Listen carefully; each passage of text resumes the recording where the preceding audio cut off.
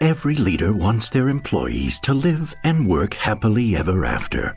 Thankfully, you don't need a magic wand or a fairy godmother to make that dream come true. HR, payroll, and workforce management solutions from UKG give you the tools you need to support and celebrate all your people. Make your fairy tale workplace a reality with UKG. UKG, our purpose is people. This is Optimal Relationships Daily, episode 1664, How to Heal Hypervigilance by Shana Olmstead of shanaolmstead.com. Hello, everybody, and welcome to ORD. My name is Greg Audino. I'm your host of the show and your narrator. I bring you some of the world's best content on relationship building and the many facets of relationships. And the work I've got for you today comes on behalf of Shana Olmstead. She's got a really great article here about one of her clients and how he improved his interactions with someone who he felt triggered by, and how you can do the same if you're in a similar predicament. So let's jump right in and optimize your life. How to Heal Hypervigilance by Shana Olmstead of shanaolmstead.com. I get triggered every time I'm around him, he said. He's always judging me. He felt self-critical, always trying and failing to live up to what he thought his dad's example was. His dad was Superman, always ultra-productive and competent and fast, juggling a million things, running a successful business, going to the gym twice a day, and learning Japanese on the side, all while making it look easy. In truth, his dad's perfectionism is also not healthy. He most likely has unconscious beliefs tying his self-worth to productivity, as well as a silhouette of a man staying in the flight stress response to avoid dealing with his own feelings. Okay, I know I can't really diagnose Dad, but it is helpful to remember that he is a flawed human being as well. My client never felt understood by him.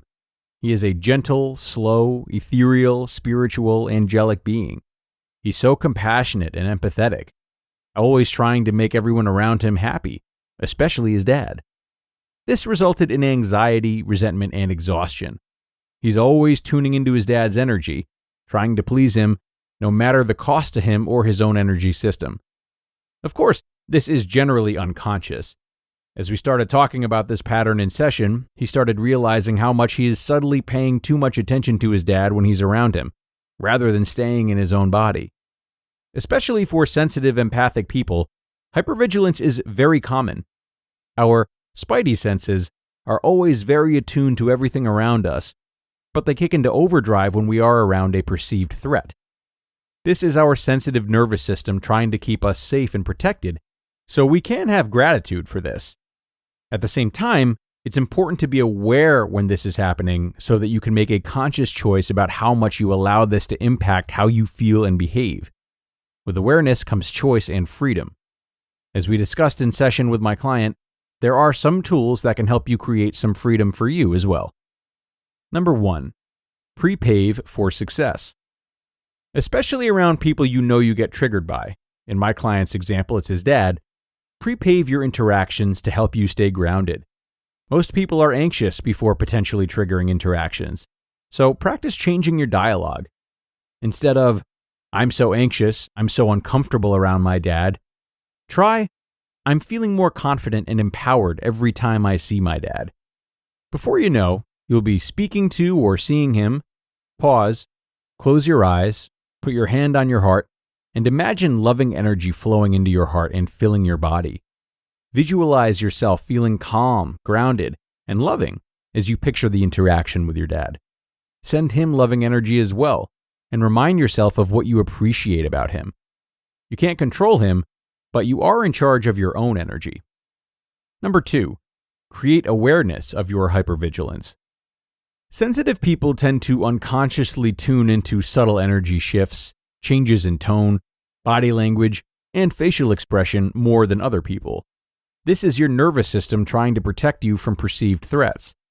Instead of, "I have to pay attention to everything to keep myself safe," try, "I am always safe, I am always loved, and all is well." Focus on your own body on purpose. Wiggle your toes, place your hand on your leg, feel your seat on your chair. This will help to keep you in your body instead of always trying to please everyone. It may feel uncomfortable or even selfish to practice this. This is normal. Keep practicing anyway. It does get better. And 3, focus on love. When you can remind your energy system of that loving energy you felt when you were pre-paving the interaction, it helps you shift into the parasympathetic, relaxed and responsive state, and out of your hypervigilant, fight, flight, freeze, or fawn state. As you continue practicing being present in step 2, it gets easier and easier to remind your energy system to align with the energy of love as well. Instead of, I need to stay on guard to defend myself, try, I relax into the energy of love in all of my relationships. As you focus on your body and are present in the moment, take it to the next level by imagining a bubble of loving energy surrounding the two of you. This energy is helping you both feel relaxed, energized, and calm. This will allow you to feel more confident, speak your truth, and set boundaries if you need to. You just listened to the post titled, How to Heal Hypervigilance by Shana Olmstead of shanaolmstead.com. Priceline presents Go to Your Happy Price. What's up? It's Kaylee Cuoco. When it comes to travel, we all have a happy place. You can see yourself already there. It's beautiful. It might be sunny and sandy for some, neon and urban for others, deserts or rainforests or hiking trails. With Priceline, you can get to your happy place for a happy price with deals you really can't find anywhere else. Like up to 60% off select hotels to Costa Rica or 5-star hotels for 2-star prices in Cabo. Go to Priceline.com and travel to your happy place for a happy price. All right, see ya. I'm off to Miami. No, actually, wow, look at that. No, I'm going to Hawaii now. Ooh, Cancun looks nice. You know what? Belize looks pretty nice this time of year. Or, Palm Springs. Go to your happy place for a happy price. Go to your happy price, Priceline. And thank you so much to Shana for this post, as well as for opening up a bit about her practice.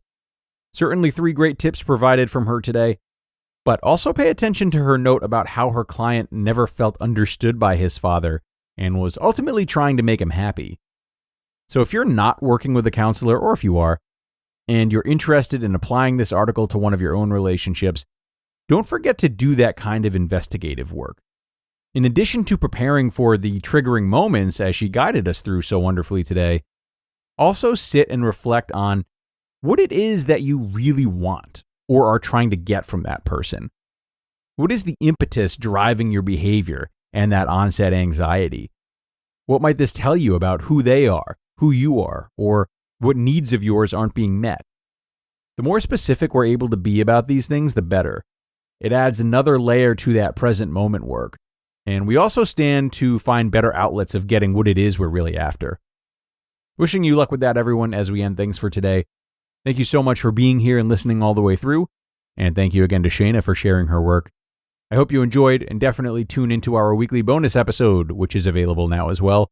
That'll, of course, be episode 1665. Hope to see you there, where your optimal life awaits.